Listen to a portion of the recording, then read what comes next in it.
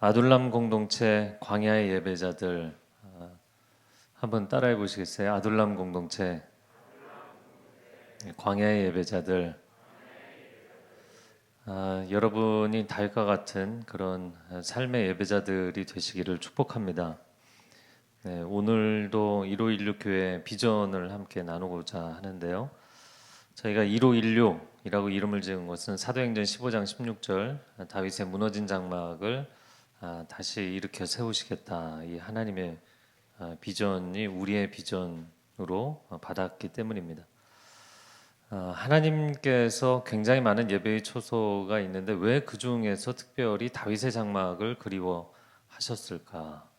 이 아모스 선지자를 통해서 다윗의 무너진 장막을 내가 다시 후일에 일으켜 세우겠다, 하나님 그렇게 말씀하신 내용입니다. 하나님은 영원하시기 때문에 시간의 구애를 받지 않으시는 분이죠. 그리고 영원토록 천군 천사들의 찬양과 경배를 받으시는 분이잖아요. 그럼에도 불구하고 하나님의 형상대로 지음을 받은 우리의 예배와 찬양을 하나님이 정말 기뻐하세요. 그래서 여러분이 하나님을 기뻐하고 찬양할 때 하나님의 마음 가운데 기쁨과 흡족함이 넘치시는 거죠. 근데 이 땅의 예배 가운데 특별히 하나님이 선택하신 이스라엘을 통해서 많은 예배의 초소를 세웠습니다. 모세라는 전무후무한 지도자를 통해서 세웠던 그 모세의 성막. 근데 그 모세의 성막을 회복하시겠다는 것도 아니고, 조금 내려주셔야 될 것 같아요. 약간. 네, 그리고 또 솔로몬의 화려했던 성전도 아니고, 그리고 70년 만에 돌아와서 재건했던 감격적인 수룹바벨 성전도 아니고, 또 헤롯 대왕 시절에 세운 현대식의 대규모의 그 헤롯 성전도 아니었습니다. 하나님께서 이 인류 역사에서 하나님이 가장 추억하시는, 가장 기뻐하시는, 가장 다시 회복하고 싶으신 예배는 다윗의 장막의 예배였습니다.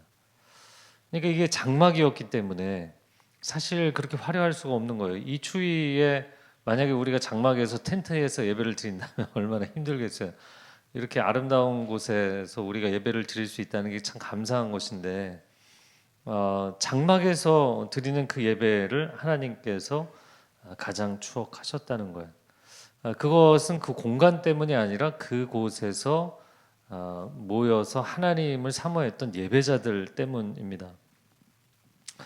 제가 그래서 그 예배자들에 대한 생각을 이렇게 하다가 대학생 시절에 예배드렸던 기억이 났어요. 저는 한사랑 선교회라는 곳에 소속이 돼서 활동을 했었는데, 특별히 군대 가기 전에 굉장히 열심히 그 모임에도 참석하고 또 같이 활동하고 수련회도 하고 그랬던 기억이 있습니다. 근데 저희 그 캠퍼스 안에서 일주일에 한 번 화요일 날 저녁에 그 함께 모이는 예배 모임이 있었습니다. 근데 그 예배 모임에 하루 수업이 다 끝나고 나서 그 루스체플이라고 언덕 토레이 체플이라고 언덕 위에 있는 가건물 같은 거였어요. 아주 작은 가건물입니다. 뭐 사람들이 빼곡히 앉아도 한 50명, 60명 앉을까 한 그런 아주 작은 공간이었어요. 근데 그곳에 문을 열고 딱 문지방을 넘어서는 순간 시간이 멈춰버린 것 같은 그런 예배였어요. 한 3시간, 4시간을 예배를 드리는데 그냥 문을 열고 그 찬양이 흘러나오는 그 자리에 하나님의 임재가 너무너무 강력하고 충만하기 때문에 그냥 삥 둘러앉아서 저희가 예배를 드렸는데, 빈자리가 어디 있는가 그냥 급하게 찾아가서 그 빈자리에 무릎을 꿇는 순간 진짜 시간이 멈춘 것처럼 70분, 80분, 90분 그 찬양하는 동안 눈물 콧물을 다 쏟으면서 하나님 앞에 예배했던 그런 예배의 기억이 있습니다. 제 인생에서 만약 회복하고 싶은 예배가 있다면 어떤 예배일까 이렇게 생각을 해보니까 그때 그 예배가 생각이 났습니다. 여러분, 하나님이 어떤 공간의 문제가 아니라 그 공간 안에 있는 사람들, 그 예배자들을 그리워하신다는 거예요. 할렐루야. 우리가 그렇게 하나님이 기억하시는 예배자들이 될 수 있기를 축복합니다. 뭐 사람들하고 만나는 만남도 그런 거잖아요. 멋진 레스토랑에서 스테이크를 썰며 좋은 음식, 뭐 고급 음식을 먹어도 참 불편한 사람하고 앉아 있으면 이게 이제 빨리 끝내고 싶은 거죠. 그러나 물 한 모금을 나눠 마셔도 사랑하는 사람과 함께라면 세상의 모든 행복을 다 가질 수 있는 것입니다. 하나님은 온 우주의 최고의 로맨티스트이시다 그런 생각을 합니다. 사무엘하 7장에 보면 다윗이 하나님 저는 이렇게 궁궐에 있는데 하나님의 임재 언약궤는 텐트 안에 있기 때문에 제가 하나님을 위해서 집을 지어 드리고 싶습니다. 그랬더니 하나님 너무 감동을 받으셔서 야 네가 나를 위해 집을 짓겠냐 성전을 짓겠냐 내가 너를 위해 집을 지어주겠다 왕조를 세워주겠다. 하나님이 감동을 하시는 그런 장면이 나옵니다. 물론 그렇다고 해서 여러분 하나님을 감동시키기 위해서 그런 약속을 하시라는 것은 아니에요. 그러나 저는 그 장면을 볼 때마다 너무 좋은 것은 다윗이 하나님이 시키지 않았는데도 하나님을 사랑하는 마음 때문에 드리고자 했던 그 과도한 헌신과 열정. 그래서 하나님도 다윗이 요구한 적도 없는데 하나님께서 그에게 엄청난 블레싱을 주시는 그 장면. 다윗도 하나님을 뜨겁게 사랑하고 하나님도 다윗을 뜨겁게 사랑하시는 그런 행복한 관계가 우리와 하나님과의 관계가 될 수 있기를 축복합니다. 그래서 여러분도 하나님을 뜨겁게 사랑하고 하나님도 여러분을 특별히 사랑해 주시는 그런 관계. 저는 뭐 오래도록 교회 사역을 하면서 특별히 이제 새벽 예배에 대한 애정이 많이 있는데요. 새벽 예배를 드리다 보면 안 나오시던 분들이 갑자기 나오시는 경우가 있거든요. 분명히 사연이 있고 이유가 있습니다. 기도 제목이 생긴 거예요. 너무 다급한 기도 제목이 생겨서 기도를 하시는데 보통은 뭐 이렇게 등받이에 등을 대지도 못하고 끝에 걸터 앉아서 정말 뭐 하나님 앞에 매달려서 기도하시는 거죠. 근데 그렇게 한 달, 두 달 기도하다 보면 얼굴이 평안해지고 등받이에 기대고 그 다음에는 어떻게 될까요? 안 나오기 시작하죠. 안 나오시기 시작해요. 우리 청년들 같은 경우에도 홀리스타 뭐 요즘은 팬데믹 때문에 홀리스타 못 하고 있는데 카페 빌려서 홀리스타 정말 많이 했거든요. 그래서 어떤 카페에서는 뭐 50명, 100명, 광화문 같은 경우에는 150명, 180명 이렇게들 모였거든요. 근데 그 홀리스타에서 열심히 섬기다가 문간에 서서 스태프로 열심히 섬기다가 운명의 그 사람을 만나게 되는 순간 내가 이 홀리스타 새벽 예배를 이렇게 열심히 섬겼더니 하나님이 응답을 주시는구나. 할렐루야. 그리고 결혼하면 홀리스타를 안 나와요. 기도가 응답이 됐잖아요. 여러분 하나님의 선물 물론 우리가 하나님 앞에 예배하면 하나님 선물 주시죠. 그러나 선물이 목적이 아니라 하나님이 평생의 목적이 되는 예배. 하나님 제 인생에 하나님 내가 원하는 것을 주실 때도 있고 아니면 내가 원하는 것이 아직 때가 아니라고 때로는 나에게 최선이 아니라고 안 주실 때도 있지만 그냥 하나님이 좋아서 드리는 예배. 저는 하나님의 임재만이 제 예배의 유일한 목적입니다. 평생에 다윗과 같은 예배자로 살아갈 수 있게 해주십시오. 새벽에도 한밤중에도 하나님 앞에 엎드릴 수 있는 예배자로 살아가게 해주십시오. 그런 예배가 우리의 예배가 될 수 있기를 축복합니다. 다윗이 오늘 본문에 보면 22장 1절 말씀에 아둘람 굴로 도망쳤다 이렇게 되어 있어요. 아둘람은 피난처라는 뜻입니다. 이스라엘과 블레셋 사람들의 영역 사이에 있는 비무장지대 같은 인적이 드문 사람들이 많이 다니지 않는다는 것은 굉장히 황폐한 지역이기 때문이었어요. 그런 황폐한 지역에 있는 동굴이 아둘람 굴이었습니다. 그런 아둘람 굴에 사람들이 모이기 시작한 거예요. 물론 다윗이 처음 갔고 그리고 이제 사람들이 모이게 된 거죠. 어떤 분이 저에게 그런 얘기를 하시더라고요. 아유 목사님 고생길을 선택하셨네요. 네 맞습니다. 제가 온누리교회에 있으면 너무너무 편할 텐데 그리고 온누리교회는 부교육자를 65세 정년이에요. 할렐루야. 놀라운 교회입니다. 게다가 본부장 캠퍼스 담당 목사들은 70세까지 해도 돼요. 그렇기 때문에 정년이 보장된 이 편안한 길을 포기하고 근데 제가 오늘 이렇게 생각을 해보면서 또 한 분하고 그런 이야기를 굉장히 많은 분들이 저에게 고생길을 선택하셨네 이렇게 얘기를 계속 하시기 때문에 저도 이제 그 얘기를 들을 때마다 계속 묵상이 되잖아요. 내가 왜 고생길을 선택했을까? 이게 묵상을 해보니까 딱 이 나이쯤이 매너리즘에 빠지기 굉장히 쉬운 때인 것 같아요. 내가 영적으로 매너리즘에 빠질 수 있는 새로운 것에 도전하기보다는 익숙한 것에 안주할 수 있는 그런 나이에 새로운 길에 들어설 수 있게 됐다는 게 얼마나 감사한가. 여러분 사람이 마음을 새롭게 하는 게 얼마나 어려운 일인지 몰라요. 물론 여기 그 뭐 유치원 대표, 초등학교 대표 오신 분들도 있지만 인생을 살다 보면 20대, 30대 뭐 한 초중반 정도까지는 새로운 일이 굉장히 인생의 챌린지가 되더라고요. 내가 새로운 학교, 뭐 새로운 직장, 새로운 직책, 새로운 미션 이런 걸 해야 되는 게 엄청 부담이 돼요. 근데 저는 제 인생을 살면서 30대 중반 이렇게 넘어서면서부터는 익숙해지고 매너리즘에 빠지고 더 이상 마음이 새로워지지 않는 게 인생의 굉장한 위기이고 도전이라는 걸 알게 됐어요.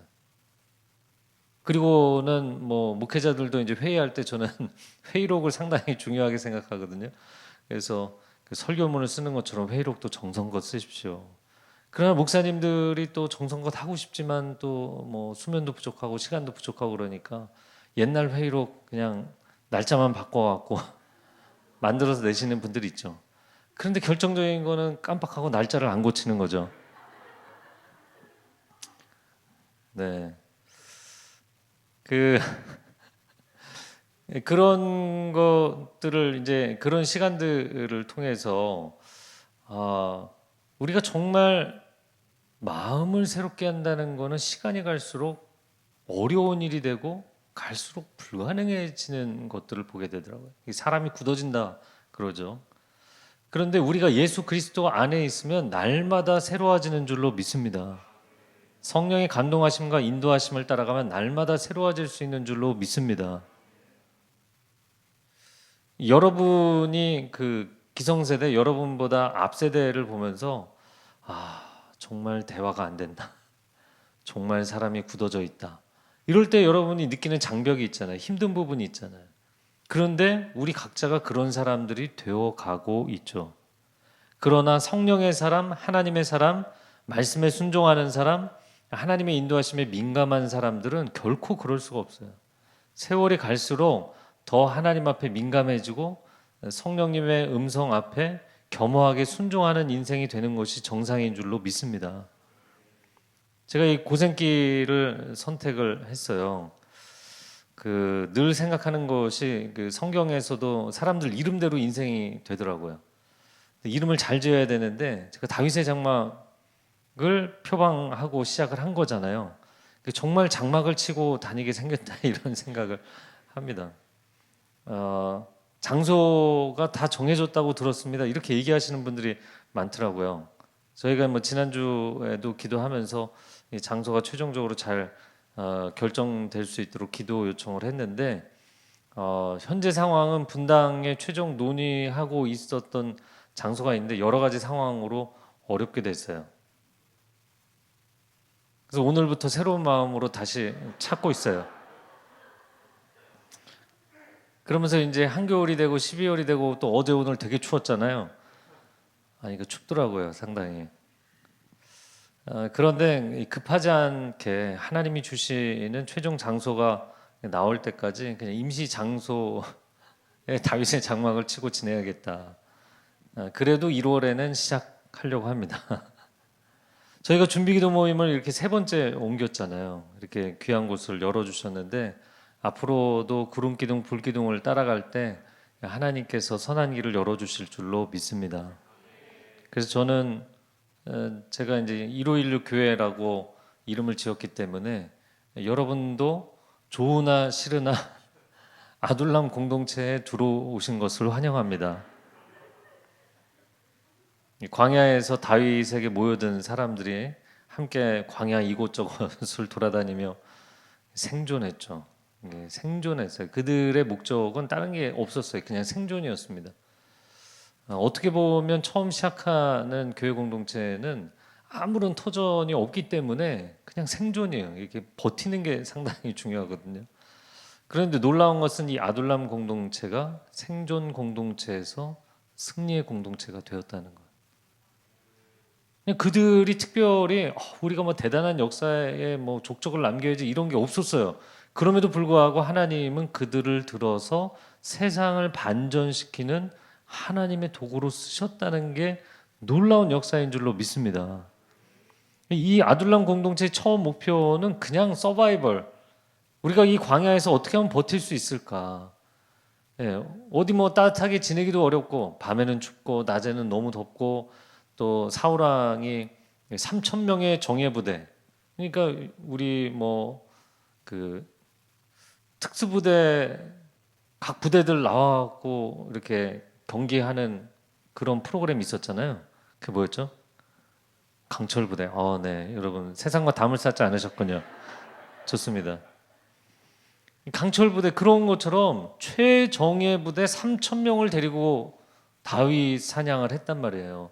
그렇게 다윗 사냥을 10년을 했는데 이 팔레스타인이라는 땅덩어리가 굉장히 작습니다. 그 중에서도 유대 광야면 정말 좁은 지역이에요.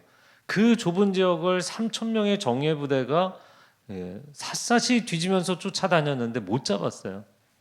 그것은 하나님의 은혜이기도 했고 뭐 다윗은 제가 생각할 때 10년 동안 잠을 못 자지 않았을까 저는 그렇게 생각을 하는데 그런 책임감으로 또 사람들과 함께했던 거죠.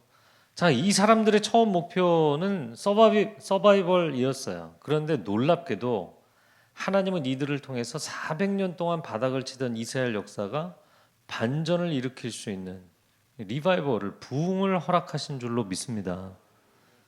광야의 모세가 시대의 대안이 되게 하신 하나님을 신뢰합니다. 이 광야의 아둘람 공동체가 그 시대의 대안 공동체가 되게 하신 하나님을 신뢰합니다. 또 빈들의 세례 요한이 그 시대를 깨우는 하나님의 소리가 될 수 있게 하신 것을 신뢰합니다. 1516 교회가 지금은 광야에 서 있지만 하나님 이 시대에 예배 영성을 일으켜 깨우는 대안적 공동체가 되게 하여 주옵소서. 그것을 우리가 하는 것이 아니라 하나님이 행하시는 것을 보게 하여 주옵소서. 그리고 저는 여러분 성도님들 한 분 한 분도 여러분의 인생에 광야의 시간을 지나고 있는 분들이 있다면 하나님께서 1516 교회가 반전의 승리를 경험하는 것과 더불어서 여러분의 인생도 반전의 승리를 체험하시기를 축복합니다. 아멘. 하나님이 반전의 하나님이시라는 게 얼마나 감사한지 몰라요. 그 여러분의 인생에 반전의 하나님을 반드시 체험하셔야 돼요. 왜냐하면 우리가 세상에서 많은 것들을 누릴 수 있는 것들을 포기하면서 하나님을 위해 헌신하며 살잖아요. 근데 그 가운데 정말 하나님이 살아 역사하신다는 것을 우리가 세상에 보여줘야 됩니다. 근데 그것은 내가 보여줄 수 있는 게 아니라 하나님이 보여주시는 거예요. 하나님 나의 영광을 구하는 것이 아니라 나의 영광을 내려놓고 포기하고 하나님을 선택했사오니 하나님의 영광을 내 인생을 통해서 보여주시옵소서. 아버지여 아버지를 내가 영화롭게 하였사오니 아들을 영화롭게 하셔서 다시 아버지를 영화롭게 하시는 역사가 있게 하여 주옵소서. 아멘. 그래서 저는 이 교회 공동체에 대해서 기도하고 꿈을 꾸면서 교회를 위해서 개인들이 희생하는 경우들이 많죠. 근데 그 헌신과 희생, 저도 20대, 30대 계속해서 헌신하고 희생하는 거 기꺼이 주저하지 않고 해왔지만 그러나 교회가 부흥하고 성장하는 가운데 그 교회의 성도들 한 사람 한 사람도 한 가정 한 가정 또한 기업마다 그런 성장과 부흥을 동시에 체험할 수 있기를 축복합니다. 교회도 승리를 체험하고 성도들도 승리를 체험하는 교회가 되었으면 좋겠습니다. 오늘 본문의 1절 말씀에 보면 다윗이 그곳을 떠나 아둘람 굴로 도망하였다. 사울 왕의 칼날을 피해서 도망을 한 거잖아요. 기브아라고 하는 그 베냐민 지파의 기브아라는 땅이 이제 사울의 고향이고 왕도였던 거죠. 근데 그 기브아에서 결국엔 사울의 칼날을 피해서 도망을 치게 되었는데 자신의 영적인 멘토였고 시대의 최고의 선지자였던 그 사무엘이 있었던 라마나요스로 도망치게 됩니다. 근데 이 라마나요스에도 또 사람들이 쫓아오니까 결국에는 어디로 도망을 가냐면 제사장들의 성읍인 노브로 도망을 칩니다. 근데 나중에 그 제사장들의 성읍에 와서 다윗을 도와줬다는 이유로 제사장들을 다 죽이잖아요. 그리고 그 성읍에 있는 남녀노소 어린 아이들까지 죽이잖아요. 뭐 무시무시했습니다. 그래서 결국에는 도망칠 데가 없어서 블레셋 사람들의 도시 가드로 도망을 가는 내용이 21장 마지막에 나옵니다. 근데 그 가드로 도망을 친 이유가 뭐냐면 여기까지는 오지 않겠지. 왜냐하면 최대 적국이기 때문에 거기에 만약에 이스라엘 군사들을 끌고 사울 왕이 온다? 그러면 이건 전쟁을 불사하겠다는 얘기거든요. 그래서 못 들어온 거죠. 근데 가드에 갔더니 사람들이 알아봤나요? 못 알아봤나요? 알아봤어요. 여러분 성경을 다 너무 많이 보신 분들인 것 같아. 이게 다윗을 알아봤어요. 사울은 천천히요, 다윗은 만만히로다 하던 그 유명한 그 가요 있지 않냐? 그 이스라엘 차트 넘버원 한 그 가요에 나오는 바로 그 인물이다. 그래서 다윗을 알아보니까 다윗이 너무 긴장하고 두려워서 미친 척을 하면서 자기 수염에 침을 흘리며 그 왕실의 문짝에 막 박박 손으로 긁으면서 미친 척을 하잖아요. 그래서 미친놈이 우리에게 부족해서 이 사람을 끌고 왔냐 그래서 쫓겨나게 됩니다. 자, 그가 그렇게 미친 사람 취급을 당하면서 가드왕 아기스 앞에서 도망을 칠 때 심정이 어떠했을까? 여러분 다윗이 어떤 사람인지 알잖아요. 그가 천한 목동이었을 때도 맹수 앞에서도 등을 보이지 않은 사람이에요. 어떠한 적장 앞에서도 골리앗을 비롯해서 아무리 많은 적군이 있어도 아무리 유명한 장수가 있어도 등을 보인 적이 없는 사람이에요. 그런 다윗이 인생에서 가장 수치스러웠던 순간 그러면 가드왕 아기스 앞에서입니다. 그렇게 자기의 생명을 부재하기 위해서 도망을 쳐서 온 곳이 아둘람이었어요. 여러분 다윗의 심정이 어떠했을까? 정말 비참했을 거라고 생각이 됩니다. 근데 그 굴에서 자기가 한 나라의 최고의 장수였고 왕의 사위였던 사람이 완전히 밑바닥에 떨어지게 된 거잖아요. 그러면 그의 마음 가운데 이제 어떻게 하면 자신의 인생을 그렇게 생명을 부재하기 위해서 도망칠까? 이 한 가지 생각밖에 없을 텐데 22장 1절 하반절에 보면 누가 찾아옵니까? 1절을 다시 한번 보여주시면 누가 찾아와요? 하나님이 찾아오셨어요? 네, 물론 하나님 찾아오셨겠지만 네, 누가 찾아왔다고 되어 있나요? 그의 형제와 아버지의 온 집이 그에게 찾아왔다는 거예요. 여러분 이 가족들이 찾아오는데 왜 찾아왔을까? 다윗이 왕궁에서 잘 나갈 때가 아니라 왜 어려울 때 찾아왔을까? 아무래도 사울 왕이 지금 뭐 미쳐 있잖아요. 그러니까 우리가 보통 연좌제라고 이야기를 하는데 이게 다윗의 가족들에게 죄를 물으려고 하지 않았을까 싶습니다. 자, 두 번째는 2절 말씀 같이 읽어보겠습니다. 2절 시작. 환난당한 모든 자와 빚진 모든 자와 마음이 원통한 자가 다 그에게로 모였고 그는 그들의 우두머리가 되었는데 그와 함께한 자가 400명 가량이었더라. 굉장히 다양한 사람들이 모였어요. 400명이 됐습니다. 근데 이 사람들이 보면 다 인생에서 지치고 어려운 사람들이었어요. 다윗이 돌봐줘야 되는 사람들. 그런데 이 사람들의 숫자가 사무엘상 23장에 보면 600명으로 늘어납니다. 근데 저는 이 장면을 보면서 다윗의 가족들도 그렇고 또 이 어려운 사람들도 그렇고 다윗이 이 사람들을 절대로 거절하잖아요. 다 품어줍니다. 다 돌봐줍니다. 다 지켜줍니다. 이후로 10년 동안을 광야를 도망다니면서 10년 동안 이 사람들을 먹이고 입히고 재우고를 한 거예요. 그런데 이 아둘람 공동체가 놀랍도록 성장을 하고 이 사람들의 인생이 치유가 돼서 주변 민족들과 싸울 때 임전무태라고 하죠. 등을 보이지 않고 도망치지 않고 물러서지 않는 강력한 용사들, 강력한 전사 공동체가 됩니다. 그리고 이스라엘 나라를 나중에 회복하고 통일시키는 개국 공신들이 돼요. 놀라운 반전이죠. 그러니까 다윗의 인생뿐만 아니라 하나님께서 이 개개인의 인생을 반전시켜 주시고 또 공동체를 이들을 통해서 반전시키시고 여러분 그런 반전의 역사가 하나님 나라의 부흥의 역사인 줄로 믿습니다. 그런데 과연 아둘람 공동체의 반전의 역사는 무엇 때문에 일어날 수 있었느냐라는 거죠. 저는 이 사람들을 보면서 이 사람들이 자신의 인생이 힘들어서 다윗을 의지하러 온 것도 있지만 약간 동병상련이라고 해야 될까요? 다윗이 최고의 장수, 최고의 전도 유망한 인생으로 살아가다가 바닥에 떨어진 거잖아요.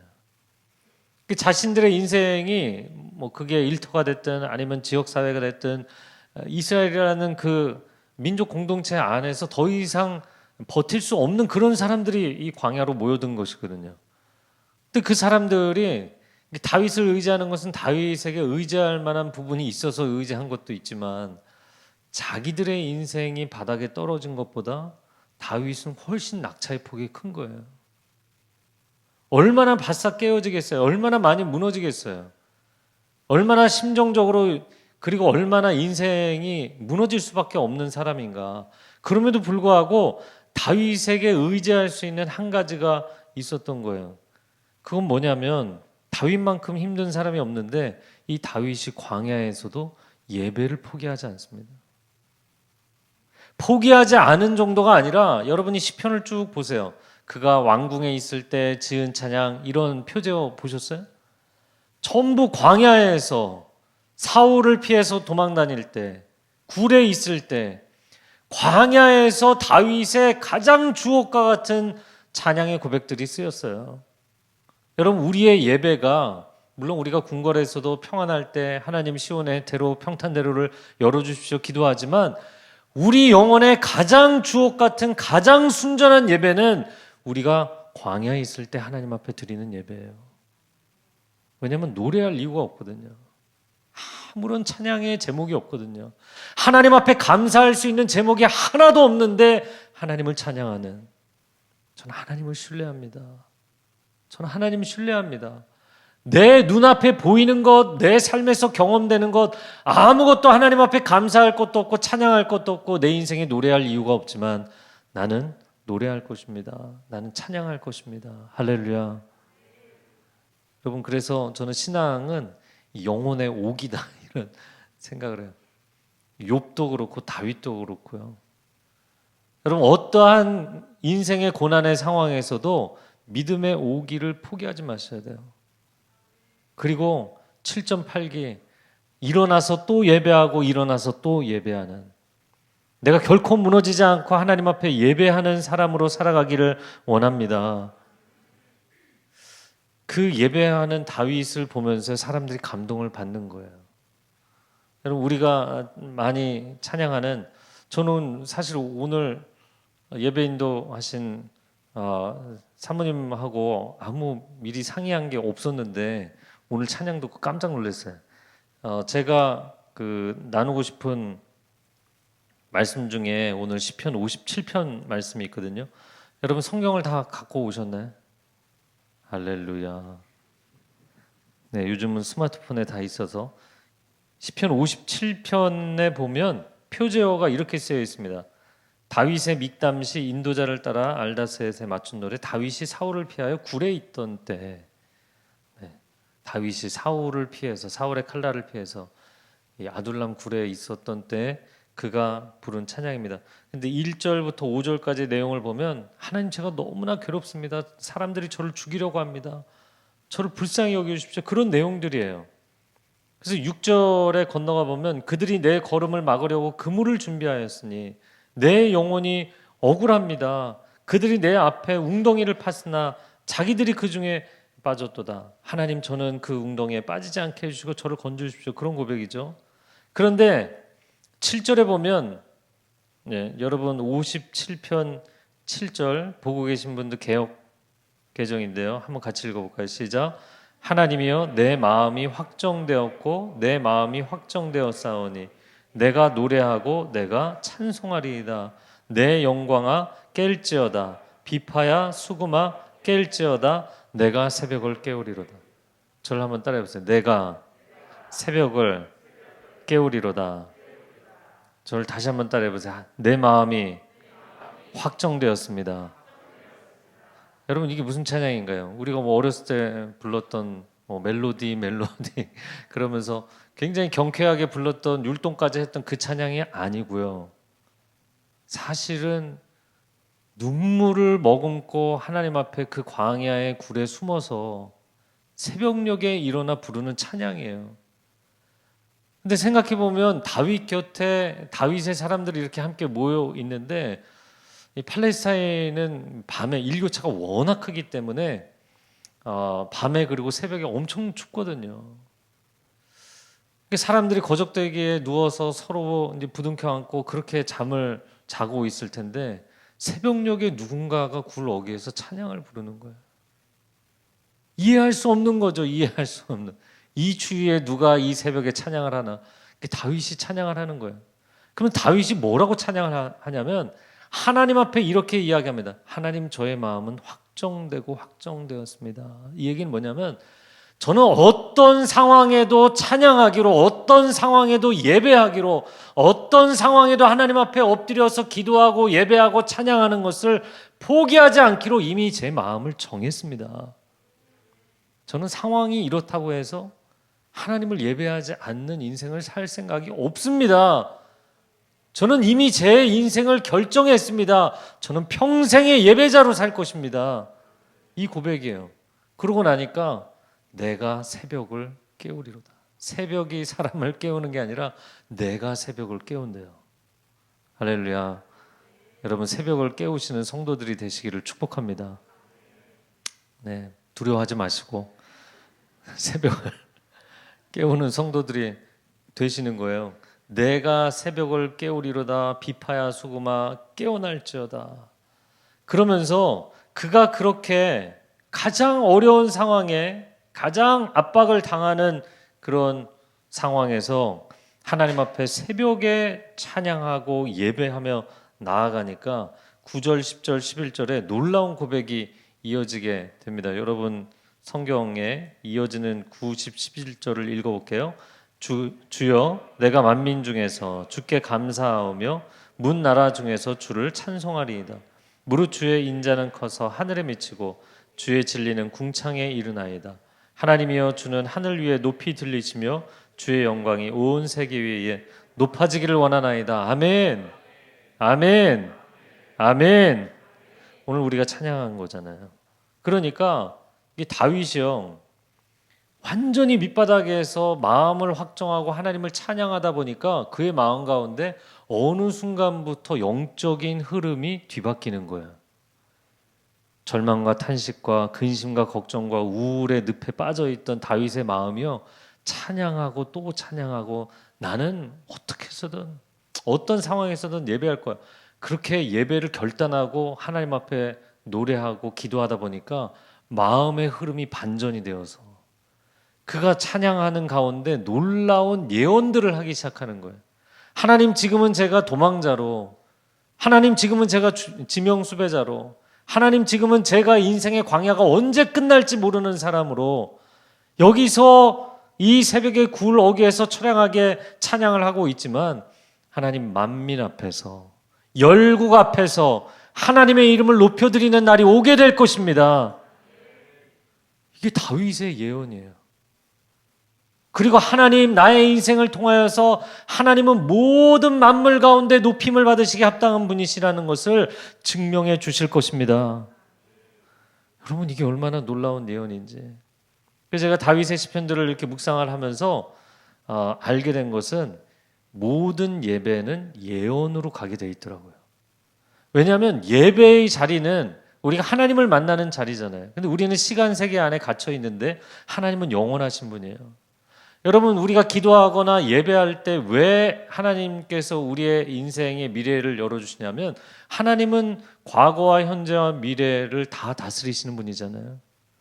그러니까 우리의 인생 가운데 내가 꼭 미래를 알려달라고 막 매달리지 않아도 하나님을 진심으로 진정으로 예배하고 찬양하고 높여드리면 그분이 내 인생의 미래를 알려주세요.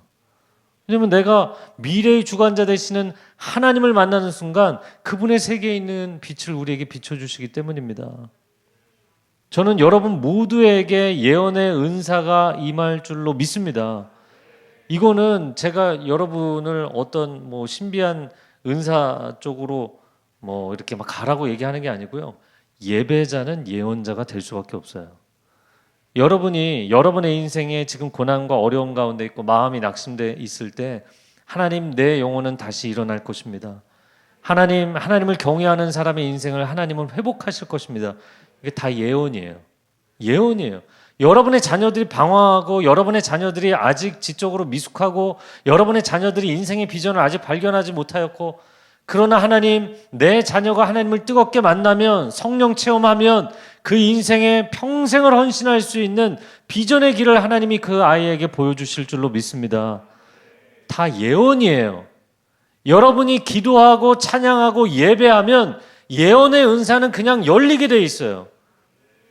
그래서 예언의 은사를 따로 미래에 대한 호기심 때문에 예언의 은사를 구하지 마시고 그런 분들은 꼭 사고치게 돼 있어요. 아니요. 그런 거 말고 내가 하나님을 기뻐하고 하나님을 사랑하고 하나님을 알아가면 그분의 세계가 내게 열리는 것이 정상입니다. 그리고 여러분은 기도하고 선포하고 찬양하는 가운데 여러분의 인생에 대해서 여러분의 가정에 대해서 이 시대에 대해서 하나님이 주시는 감동을 가지고 예언하는 사람들이 될 것입니다. 그리고 여러분이 하나님의 감동하심으로 하나님의 약속을 받아 예언하고 선포할 때 그대로 이루어지는 역사들이 나타나게 될 줄로 믿습니다. 이 광야에서의 예배, 저와 여러분이 아둘람 공동체로 또 이 다윗의 장막 공동체로 부름을 받았기 때문에 아까 나눈 것처럼 원하시든 원하시지 않든 일단은 많이 돌아다니게 될 것 같은데 여기도 세 번째이지만 앞으로도 좀 돌아다니는 그런 시간을 가지면서 여러분 광야에서 하나님 앞에 진심의 예배를 드리는 환경이 좋아서 여기 환경 너무 좋다. 오늘 밴드팀 너무 좋다. 이런 거 말고요. 아무것도 없어도 새벽의 추위와 찬바람만 휘잉하니 불어도 하나님 앞에 예배할 수 있는 사람. 저와 여러분이 그런 예배자들 되었으면 좋겠습니다. 여러분의 인생에 그런 추억을 해보시면 좋을 것 같아요. 내가 평생에 드렸던 예배 가운데 어떤 예배가 회복되기를 원하는지. 저는 그 중2병이라고 하죠. 저도 중2 때 중2병이었던 것 같아요. 네. 굉장히 우울증에 많이 시달렸고 욕도 많이 했고 그 자살 충동에 굉장히 시달렸던 때입니다. 그러다가 하나님을 뜨겁게 만나게 되면서 매일 낮에 성경을 한두 시간씩 읽고 그리고 밤에는 혼자 동네 상가 2층에 있는 제가 다니던 모교회 강남중앙감리교회 그 교회에 가서 캄캄할 때 성경을 펼쳐놓고 제가 읽는 성경을 펼쳐놓고 그 옛날에 학생들이 많이 차고 다니던 카시오 아주 싼 디지털 시계 있어요. 그걸로 이렇게 성경을 비춰가면서 하나님 제가 오늘 이 구절을 읽는데 이해가 잘 안 됐습니다. 하나님 이 구절을 저에게 이해시켜 주세요. 그렇게 하나님 앞에 기도하고 제 삶을 하나님 앞에 쏟아놓고 엎드리며 나아갔던 시간. 1시간, 2시간 예배하고 때로는 이제 뭐 사람도 없으니까 뭐 그 앞에서 뛰며 찬양하고 춤은 안 췄어요. 제가 몸치라서 춤을 잘 못 춰서 하여튼간에 그래도 저는 뛰며 찬양하고 그러다가 이제 뭐 밤 11시, 12시, 새벽 1시가 돼서 떠날 때는 하나님 섭섭해하지 마세요. 내일 다시 올게요. 그렇게 예배드렸던 그 시간 제가 완전히 우울증에 미쳐갖고 죽고 싶었던 그 인생을 건져주신 하나님 제가 고3 때까지 그 예배당에서 그 상가 2층 예배당에서 예배드렸던 그 예배 정말 잊을 수가 없습니다. 그 고3 때는 하루 종일 막 스트레스를 받는 거잖아요. 앉아서 공부를 하면서도 스트레스를 받고 친구들하고 얘기하면서도 스트레스를 받고 스트레스 받는 게 이제 1년 내내잖아요. 그러면 뭐 독서실에서 독서실 원장님이 연세가 좀 많으신 분이었는데 끝나는 시간 뭐 새벽 1시 이렇게 끝나도 항상 집에 태워달라고 한 게 아니라 그 상가 앞에 내려달라 그랬거든요. 그럼 너는 어딜 가니? 이 상가 2층에 교회가 있었어요. 근데 그분이 몰아주는 이제 독서실 본고를 타고 그 상가 앞으로 가는 거예요. 근데 이분이 꼭 밤 11시면은 반주를 드시는, 좀 이 약주를 드시는 게 경향이 있으신 분이었거든요. 얼근하게 취하신 분이 이렇게 약간 비틀비틀 운전을 하시는 본고를 타고 이제 그 상가의 앞에 내려서 그 계단을 올라갈 때 마음은 진짜 너무너무너무 지쳐 있는데 그 예배당 안에 들어가서 세상이 줄 수 없는 그 하나님의 임재의 포근함, 그 포근함 가운데 그냥 안겨서 무슨 기도를 했는지 기억도 잘 나지 않아요. 뭐 대학을 붙여달라는 것도 아니고 그냥 뭐 점수를 올려달라는 것도 아니고 그냥 하나님 제가 왔습니다. 그냥 하나님 품에 안겨서 하염없이 20분이고 30분이고 울다가 나오면 그냥 하루 종일 그 스트레스에 막 어깨가 무겁고 목이 아프고 했던 그게요 다 풀리는 거예요. 할렐루야. 그래서 엄청 피곤해서 빨리 가서 자야 되는데 저는 그 예배당에 가서 그 밤에 20분 30분 하나님 제가 더 있고 싶지만 가야 됩니다. 2, 30분밖에 안 되는 그 시간이었지만 그러나 그 하나님 앞에 이 중심을 쏟아놓고 영혼의 자유함을 얻었던 시간. 그 시간이 있었기 때문에 저는 고3 시절을 보냈었던 것 같아요. 여러분의 인생에 여러분의 가장 목마르고 가장 춥고 가장 힘들었던 시간에 그때 여러분이 피신했던 그 예배의 초소가 어디였는지 한번 기억해 보세요. 그리고 저는 또 한 가지는 대학에 들어가서 조금 이상한 인생을 살았는데 그 뭐냐면 제가 뭐 대학 생활을 이상하게 했다는 건 아니에요. 근데 제 마음 가운데 하나님께서 예비하신 사람이 있다는 굳은 믿음을 가지고 미팅 소개팅을 안 하고 데이트를 일절 안 하고 그러고 지냈거든요. 술 담배도 안 하고 그렇게 지내면서 그 루스채플 지하에 있는 기도실이 있었는데 기도실에 매일 같이 가서 1시간이고 2시간이고 앉아서 기도하고 무릎 꿇고 기도하고 방언 찬양하고 그 캠퍼스 안에서 모두가 이 젊은 날 20대 초반에 내가 그동안 쌓인 걸 풀면서 놀아버리라 뭐 다 그러고 지내잖아요. 아니면은 뭐 열심히 공부해서 내가 한번 세상에 나를 증명해 보리라 뭐 그런 시간이잖아요. 근데 저는 뭐 이도 저도 아니었기 때문에 그 루스채플실 채플 지하실에 있는 그 기도실 작은 기도실에서 무릎 꿇고 하나님 앞에 예배하면서 하나님의 사람으로 평생을 살게 해주십시오. 하나님 세상 사람들처럼 술 담배 안 해도 훨씬 더 기쁘게 인생을 살 수 있다는 걸 세상에 보여줄 수 있게 해주십시오. 하나님 제가 막 이렇게 뭐 마음 한편은 굉장히 외롭지만 저도 대학교 1학년 때 굉장히 옆구리가 시린 게 어떤 증상인지 알겠더라고요.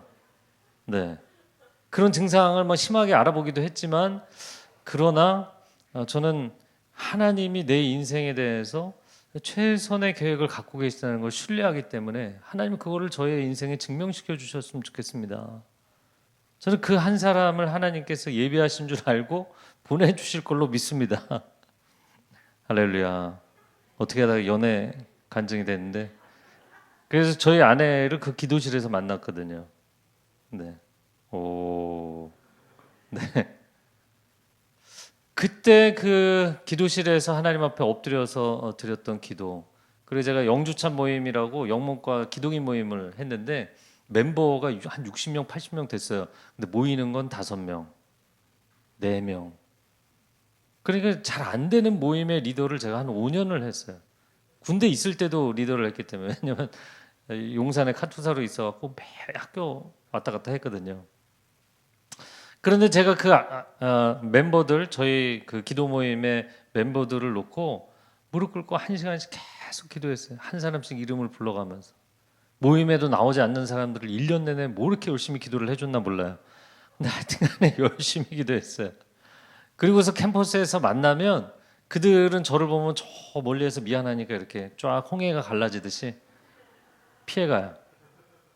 그런데 저는 만나면 얼마나 반가운지, 그리고 어딘가에서 하나님 예배하고 살아있다 그게 확인되면 그것만으로 감사하더라고요. 내 모임에 나오든 나오지 않든 그가 어디선가 하나님과 동행하고 있으면 마음이 감사한 거예요. 막 내가 그 사람을 우리 모임에 나와야지 막 이런 게 아니었어요.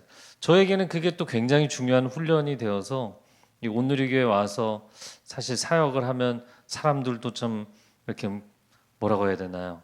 내 사람으로 만들고 내 팀으로 만들고 막 이런 걸 해야 되는데 그런 걸 하지 않고 하나님이 세우시는 하나님의 공동체, 하나님의 교회를 경험하게 해주십시오.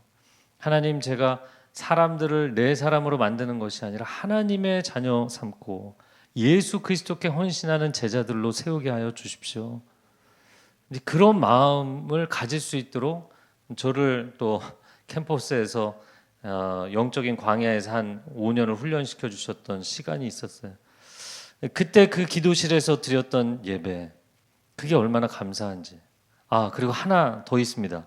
그건 뭐냐면 제가 고등학교 3학년 때 서빙고 온누리교회 본당에서 하는 목요 경배와 찬양, 그때 엄청 뜨거웠잖아요. 그때 같이 잠실고등학교 6기 다녔던 제 모교의 친구이기도 하고 동수하고 저하고 항상 고등학교 3학년 때 한 달에 한 번 모의고사 보고 나면 모의고사 보는 한 달 동안은 우리가 그래도 매주 가기에는 시간이 없으니까 약속을 해갖고 딱 그 모의고사 끝나는 첫 번째 목요일에 항상 전철을 타고 서빙고 온누리교회 본당에 가서 목요 경배와 찬양을 예배를 드렸던 기억이 있어요. 그 예배당에 기둥이 있는데 그 기둥 옆에 엎드려서 하염없이 하나님 앞에 눈물을 흘리면서 예배했던 그때 기억이 있어요. 그래서 제가 목회자가 되고 나서 동일하게 그 기둥 옆에 무릎을 꿇고 엎드려서 하나님, 제가 다시 왔습니다. 다시 왔습니다. 하나님, 이 예배를 이곳에서 드릴 수 있게 해주셨던 게 너무나 감사하고, 그리고 그런 예배의 자리를 다시 세울 수 있게 해주셔서 감사합니다. 여러분, 예배는 성도들에게 생명줄기입니다. 여러분의 삶 가운데 정말 하나님 앞에 중심을 쏟아서 예배할 수 있는, 하나님을 뜨겁게 만날 수 있는 예배의 자리가 살아있기를 축복합니다. 예배는 교회의 심장입니다. 절대로 우리가 예배를 타협할 수 없어요. 제가 26년 동안 온누리교회 사역하면서 절대로 하고 싶지 않았던 한 가지는 뭐냐면 예배의 사람들을 동원하는 것이었어요. 그래서 예배의 사람들을 동원하고 싶은 유혹 아니면 그런 의견들이 있어도 그건 단호히 거부했습니다. 하나님은 자원하는 사람들의 예배를 기뻐 받으시기 때문에 하나님 교회의 어떤 사역, 어떤 컨퍼런스, 어떤 집회가 아무리 중요할지라도 하나님, 저는 사람들을 동원하고 싶지 않습니다. 하나님, 그 예배가 하나님의 강력한 기름 부으심과 임재하심의 예배가 되어서 사람들이 자신의 발로 달려오는, 헌신하는, 와서 엎드려 하나님의 임재를 체험하는 예배가 되게 하여 주옵소서. 위로부터 하나님의 기름 부으심이 분명하게 임하면 우리가 그것을 조작하는 것이 아니라 하나님께서 친히 사람들을 부르실 줄로 믿습니다. 그런 예배. 여러분, 예배를 교회의 어떤 프로그램으로 전락시킬 수 없습니다. 예배를 교회 조직을 운영하기 위한 어떤 수단으로 전락시킬 수 없습니다.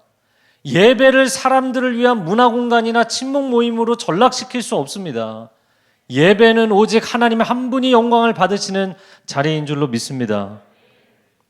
저는 저와 여러분이 이 다윗의 무너진 장막을 다시 일으켜 세우시기 원하시는 그 하나님의 마음, 그 하나님의 목마름을 기억했으면 좋겠어요. 그래서 우리가 분명히 우리의 영적인 목마름이 있어서 하나님 앞에 예배하는 것은 맞아요. 그러나 우리가 하나님 만나는 것을 사모하는 것보다 하나님이 우리를 더 간절히 사모하고 기다리신다는 것. 그래서 그 자리로 나오면서 하나님이 나를 만나 주실까? 하나님이 내게 응답을 하실까? 이런 거 걱정하지 마세요. 하나님이 우리를 초대하실 때는 초대하신 그분이 미리 그곳에 계시는 줄로 믿습니다. 제가 그 청년부 사역할 때 유럽에서 유학 생활을 하던 한 청년이 프랑스의 한 도시에서 불문학을 공부하던 청년인데, 이 청년의 고백을 듣고 굉장히 안타까웠어요. 내 영혼에 목마름이 있어서 이 목마름을 어딘가에 가서 해결하고 싶은데 갈 교회가 없다는 거예요. 물론 교회는 있죠. 교회는 있는데 거기에 가서 내 영혼의 목마름을 하나님 앞에 중심을 쏟아놓고 이 영혼의 목마름을 채우고 싶은데 이게 안 된다는 거예요. 저는 1516 교회 사역을 하면서 이게 첫 시작이 되겠지만, 우리가 다윗의 장막의 영적인 DNA를 갖는 교회가 되면 이 핵심 DNA를 카피하는 교회들을 계속해서 세울 생각이거든요. 그것이 국내뿐만 아니라 해외에도 어떤 곳이든 목마름이 있는데 목마름을 해결할 수 없는 곳이 있다면, 캐나다 밴쿠버에서 사역을 하면서 국경을 넘어서 시애틀이나 샌프란시스코, 산호세 직접 차로 운전해서 가서 또 사역하고 그렇게 교류를 했던 적이 많이 있습니다. 그런데 참 이상한 것은 도시들마다 영적인 기류와 영적인 기상도가 너무나 다른 거예요. 제가 어떤 특정 도시를 폄하하려는 게 아닙니다. 시애틀에도, 그리고 그 아래 산호세에 가도 영적으로 굉장히 좋아요. 하나님 앞에 그 목마름을 해결할 수 있는 교회들이 있어요. 근데 참 이상하게 샌프란시스코는 그게 없어요. 너무너무 많이 무너져 있어요. 왜 그래야 되는가? 제가 있었던 밴쿠버도 영적으로 너무너무 힘든 도시였어요. 무너져 있는 곳. 그러니까 성도들이 목이 마른데 이 목마름을 해결할 수가 없는 거예요. 이게 얼마나 어려운 일인지 아십니까? 여러분의 인생에, 여러분이 광야를 통과하고 있을지라도, 여러분의 인생에 가장 큰 결핍의 시즌을 보내고 있을지라도 하나님이 그 영혼에 해결을 해주시는 예배의 초소가 있다면 능히 승리할 줄로 믿습니다. 우리는 그렇게 예배가 소중한 사람들입니다. 그래서 하나님 1516 교회가 목마른 영혼들이 그 목마름을 해결할 수 있는 예배의 초소가 되게 하여 주시옵소서. 하나님, 목마름을 해결하는 것이 목적이 되어서 왔는데 하나님을 뜨겁게 만나고 놀라운 승리자가 되어서 인생에 담대히 선포하고 나아가는 사람들로 변화되게 하여 주시옵소서. 우리는 모두가 인생의 아둘람 굴에 모인 사람들입니다. 하나님만이 우리의 유일한 피난처가 되시는 줄로 믿습니다. 그래서 우리는 이 목마름 때문에 오지만 하나님은 목마름을 해결하실 뿐만 아니라 승리자가 되게 하시는 하나님, 인생에 대해서 놀라운 자신감과 담대함과 비전을 갖게 해주시고 세상에 나아가서 이 아둘람 공동체의 사람들처럼 강력한 용사들이 되고 하나님 나라의 승리자들이 될지어다. 그런 하나님의 백성들이 될지어다. 작은 아둘람 공동체가 이스라엘 나라 전체를 뒤바꾸고 중군동의 역사 전체를 뒤집어 놓는 하나님의 대안적 공동체가 된 것처럼, 하나님 1516 교회 이 작은 공동체가 광야에서도 예배를 포기하지 않고 타협하지 않고 어떤 교회 사역의 수단으로 전락시키지 않는 그런 순전한 교회가 되게 하여 주시옵소서. 다윗과 같은 예배자들로 헌신하게 하여 주시옵소서. 아멘. 아멘. 하나님께서 사사시대 400년 동안 그 무너져 있던 시대에서 왜 그 수많은 사람들 중에서 반전을 위해서 다윗이라는 시골 목동을 선택하셨을까? 그것은 그가 어떤 상황에서도 예배를 포기하지 않는 사람이었기 때문이에요. 어떤 상황에서도. 부모에게 버림받고 형제들에게 미움받고 기라성 같은 형님들이 7이나 있음에도 불구하고 목동 생활을 하면서, 당시에 이 목자가 이 팔레스타인의 맹수들이 출몰하기 때문에 목숨 걸고 그 일을 했어야 되는 거거든요. 그럼에도 불구하고 10대 어린 막내를 그렇게 내보낸 거잖아요. 시편 27편 10절에 내 부모는 나를 버렸을지라도, 이게 다윗의 시편입니다. 부모가 나를 버렸다는 거예요. 일찍이 버려진 아이로 그 빈들에 있으면서도 하나님을 찬양하는 것을 포기하지 않았던 다윗. 할렐루야. 그리고 왕궁에 본인이 원해서 들어간 것이 아님에도 불구하고 그 왕궁에서 쫓겨나 광야, 유대 광야에서 10년을 방황하면서도 예배를 포기하지 않았던 다윗. 그리고 왕궁에 들어가서 최고의 자리에 앉았는데도 안절부절 못하며 하나님을 위해서 성전을 짓고 싶었던 다윗. 하나님이 그 평생의 예배자의 마음을 축복하시고 기름 부으셔서 그를 통하여 놀라운 회복을 그 시대 가운데 허락하신 줄로 믿습니다. 하나님, 우리 한 사람 한 사람이 다윗의 예배를 드리는 사람이 되게 하여 주시옵소서. 아멘. 아멘. 놀라운 반전의 승리를 허락하여 주시옵소서. 아멘. 그리고 내 인생이 반전될 뿐만 아니라 시대와 공동체가 반전되는 것을 체험하게 하여 주옵소서. 아멘. 우리에게 새 일 행하실 하나님께 영광의 박수 올려드리겠습니다. 할렐루야. 하나님 새 일을 행하기를 원하시는 줄로 믿습니다. 아멘. 아멘.